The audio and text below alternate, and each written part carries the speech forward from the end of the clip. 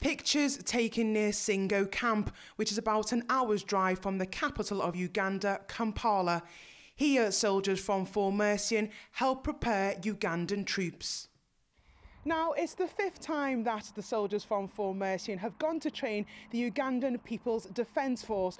But some may ask, why are British troops in Uganda training them for their next assignment in Africa? The relationship has obviously developed over the years. It's part of the defence engagement and the British Army sort of projecting itself out across the world. And we've specifically been tasked with looking at Uganda and specifically the Ugandan People's Defence Force and training them prior to their deployments.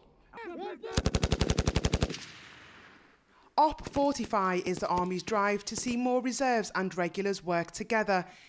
This footage is of The Mercian and The Mercian on a combined tactical exercise in the Brecon Beacons in 2014.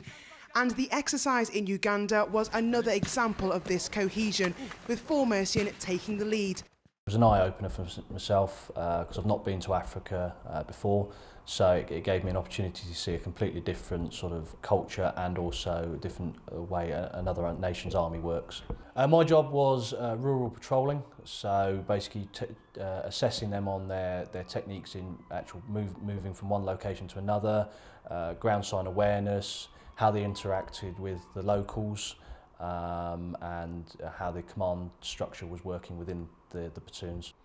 And there's a really lovely photograph of you and one of the members of the Ugandan People's Defence Force walking along a road and you're giving a thumbs up. Talk to me about that photograph. Yeah, that was actually one of the female engagement team members. The Ugandan Defence Force have just brought in female engagement teams and they're trying to integrate them more into the platoon levels. In that photo I was actually going through patrolling techniques with a full female engagement team.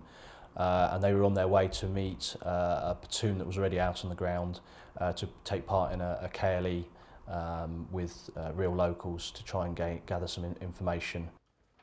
And after 3 weeks away, it's back to work at their base in Wolverhampton. The battalion are set to return to Uganda later this year.